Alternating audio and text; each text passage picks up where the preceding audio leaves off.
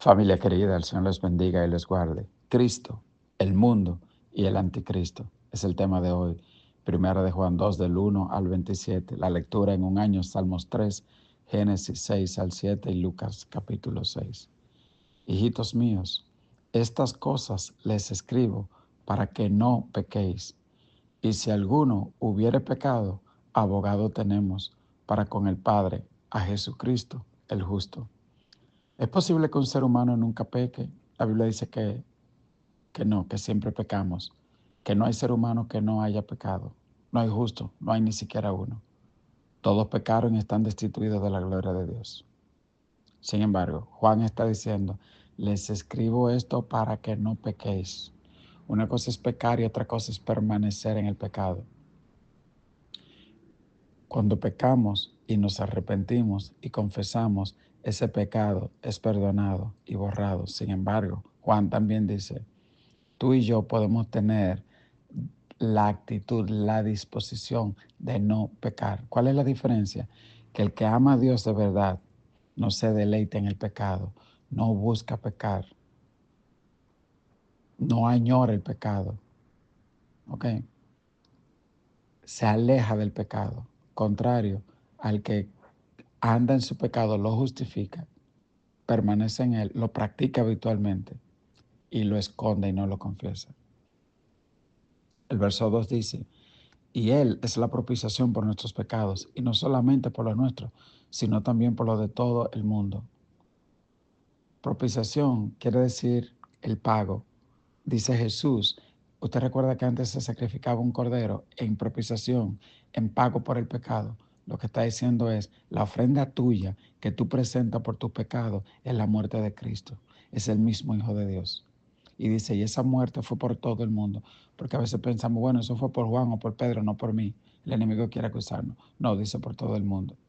Verso 3. Y en eso sabemos que nosotros le conocemos si guardamos sus mandamientos. El que dice, yo le conozco y no guarda sus mandamientos, el tal es mentiroso y la verdad no está en él. Pero el que guarda su palabra, en este verdaderamente el amor de Dios se ha perfeccionado. Por esto sabemos que estamos en él. El que dice que permanece en él debe andar como él anduvo.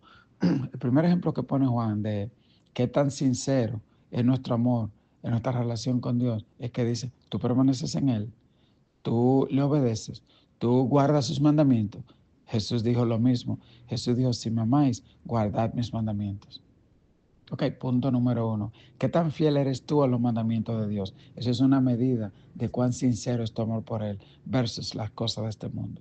Verso 7 dice, hermanos, no les escribo mandamiento nuevo, sino el mandamiento antiguo que habéis tenido desde el principio. Este mandamiento antiguo es la palabra que habéis oído desde el principio. Y sin embargo, os escribo un mandamiento nuevo, que es verdadero en él y en vosotros, porque las tinieblas van pasando y la luz verdadera ya alumbra. El que dice que está en luz y aborrece a su hermano, está todavía en tinieblas. El que ama a su hermano permanece en luz y en él no hay tropiezo. Pero el que aborrece a su hermano está en tinieblas y anda en tinieblas y no sabe a dónde va porque las tinieblas le han cegado los ojos. Os he escrito a vosotros, hijitos, porque vuestros pecados os han sido perdonados por su nombre. Fíjese, Juan ahora da un segundo ejemplo. Primero era amor y obediencia. Ahora es relacionamiento con tu prójimo. Él dice, si tú aborreces a tu hermano, entonces tú no amas a Dios. O sea, el hombre fue hecho imagen y semejanza de Dios. Entonces, si tú dices que tú andas en luz y aborreces a tu hermano, en realidad tú te estás engañando a ti mismo. ¿Ok? Que Jesús dijo a Dios sobre todas las cosas y a tu prójimo como a ti mismo. Entonces, básicamente, Juan está haciendo un recuento de esos dos grandes mandamientos. Luego dice, os escribo a vosotros, hijitos, porque vuestros pecados os han sido perdonados por su nombre. Os escribo a vosotros, padres, porque conocéis al que es desde el principio. Os escribo a vosotros, jóvenes, porque habéis vencido al maligno. Os escribo a vosotros, hijitos, porque habéis conocido al Padre. Fíjense, aquí cuando habla de los hijitos, se refiere como a los pequeñitos, ¿verdad? Quienes se acaban de convertir. Lo que dice que vuestros pecados han sido perdonados. Y luego a los jóvenes, porque habéis vencido al maligno. Y a los jóvenes dice, os he escrito a vosotros jóvenes porque sois fuertes y la palabra de Dios permanece en vosotros y habéis vencido al maligno. En una guerra, y quiero que me escuchen bien todos los jóvenes, uno no manda a los ancianos ni a los niños. Son gente jóvenes que van a la guerra. En el mundo espiritual los jóvenes tienen una gran batalla y muchos de ellos son derrotados porque no tienen un firme fundamento, una firme decisión en lo que dijo Josué. Mi casa y yo serviremos a Jehová, en lo que dijeron los 3 jóvenes frente al horno de fuego. Mi Dios puede librarnos y si no, como quiera, no vamos a inclinar nuestra estatua.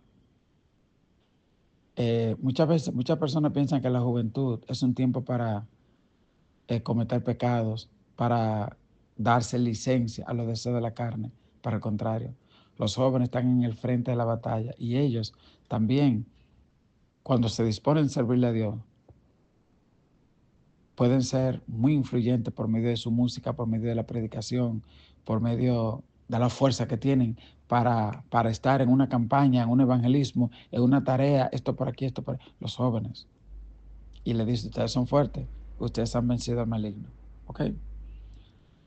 Entonces, dice el verso 15, no améis al mundo, ni las cosas que están en el mundo. Si alguno ama el mundo, el amor del Padre no está en él, porque todo lo que hay en el mundo, los deseos de la carne, los deseos de los ojos y la vanagloria de la vida no proviene del Padre, sino del mundo. Y el mundo pasa y sus deseos, pero el que hace la voluntad de Dios permanece para siempre. Cuando se refiere al mundo no se refiere a la tierra, sino al sistema de oposición a Dios. Por ejemplo, en la antigüedad se levantó la Torre de Babel. Dios dijo que tenían que dispersarse y llenar la tierra. Pero Nimrod, el primer hombre que se rebeló como gobierno contra Dios, él hizo la Torre de Babel. Y dice la Biblia que fue confundida. Entonces toda la gente invirtió en la Torre de Babel y perdieron todo porque amaron las cosas de este mundo. Lot pudo escoger entre quedarse con el hombre espiritual que era Abraham o irse a las cosas de este mundo. Él se fue a las cosas de este mundo. Y en poco tiempo dice la Biblia que ya él era un hombre importante en Sodoma y Gomorra. Él se sentaba a la puerta de la ciudad, que era que estaban la gente, los líderes comunitarios. Job era un grande ya en Sodoma. De repente perdió todo, se quedó sin nada. ¿Usted ve? Entonces, eso es lo que dice la Biblia, no ames el mundo. Y la Biblia aquí menciona 3 tipos de cosas que atraen a las cosas de este mundo.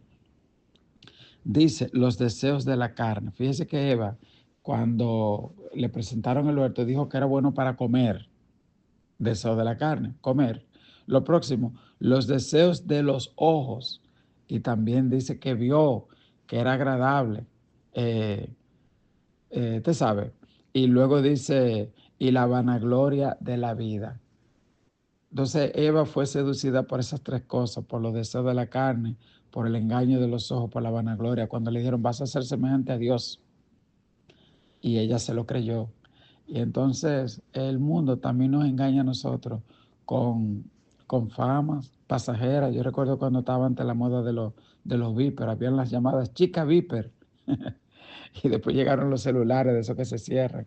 Y ahora están no sé qué cosa. Y es tan pasajero, usted ve. Y como que uno se enreda en esto, como un ratón de experimento en una ruedecita dando vueltas para lo mismo. ¿Usted ve? Entonces la Biblia dice, no améis al mundo. No te llenes de la vanagloria. Recuerda cómo Satanás le presentó eso mismo a Jesús. Le dijo, todo esto te harás y postrarme adorar. Y Jesús le dijo, no, al Señor tu Dios adorarás y a Él solo servirás. Luego el verso 18 nos dice, hijitos, ya es el último tiempo y según vosotros oísteis que el anticristo viene, así ahora han surgido muchos anticristos. Por esto conocemos que es el último tiempo. La palabra anti significa contra, es decir, contra Cristo, lo que se opone a Cristo. Y él dice así, viene un anticristo, pero también hay muchos anticristos. ¿Quiénes? Cualquier persona que aún estando en la iglesia niegue a Cristo, con sus actos, con sus hechos. ¿Te ves? Con pecado oculto, dice la Biblia, en realidad tú eres un anticristo. Y dice el verso 19, salieron de nosotros, pero no eran de nosotros, porque si hubiesen sido de nosotros, habrían permanecido con nosotros. Pero salieron para que se manifieste que no todos son de nosotros. Oiga eso. Pero vosotros tenéis la unción del Santo y conocéis todas las cosas, No os es, oiga, la unción del Santo y conocer todas las cosas, ese es el Espíritu Santo. Dice, cuando venga, los guiará a toda verdad, porque el Espíritu Santo es la palabra de Dios y nos guía. Nuestra responsabilidad es estudiar la palabra de Dios. El verso 21 dice, no os he escrito como si ignoraseis la verdad, sino porque la conocéis, porque ninguna mentira procede de la verdad. ¿Quién es el mentiroso? Sino el que niega que Jesús es el Cristo. Este es anticristo, el que niega al Padre y al Hijo. Todo aquel que niega al Hijo tampoco tiene al Padre. Oiga eso. Yo no sé dónde están los testigos de Jehová por ahí entonces. Tan mal parados. El que niega al Hijo niega al Padre. Y el que no tiene al Hijo no tiene el Padre. Lo mismo que dijo Jesús. Lo que habéis oído desde el principio permanezca en vosotros. Si lo que habéis oído desde el principio permanece en vosotros, también vosotros permaneceréis en el Hijo del Padre. Es decir, a veces uno se anda inventando la nueva Coca-Cola. Y gente que quieren opinar mucho de religiones y de esto y de aquello y nunca se han leído la Biblia. Le hace la Biblia 3 o 4 veces. Le hace los evangelios para que conozca bien las enseñanzas de Cristo. El que tú hayas crecido en una familia cristiana o el que haya oído muchos mensajes, haya ido mucho a la iglesia, no tiene que ver. Tú mismo tienes que fajarte a leer las escrituras y pedirle a Dios sabiduría. Porque ese es un mandato de Jesús, escudriñar las escrituras que ya dan testimonio de mí y en ella ustedes tienen la vida eterna. Entonces, dice acá, todo aquel que niega al Hijo tampoco tiene al Padre. El que confiesa al Hijo tiene también al Padre. Lo que habéis oído desde el principio permanezca en ustedes. Si lo que han oído desde el principio permanece en ustedes, también ustedes permanecerán en el Hijo y en el Padre. Y esta es la promesa que Él nos hizo, la vida eterna. Os he escrito esto sobre lo que os engañan, pero la unción que vosotros recibisteis de Él permanece en ustedes y no tienen necesidad de que nadie les enseñe, así como la unción misma les enseña todas las cosas y es verdadera y no es mentira. Según ella os he enseñado, permaneced en Él. Amén. Esta fue la hermosa lectura de Primera de Juan capítulo 2. Que Dios les bendiga, que Dios les guarde, tengan todos un día próspero, bendecido, feliz y apegado a Dios y a su palabra. Dios te bendiga, Dios te guarde.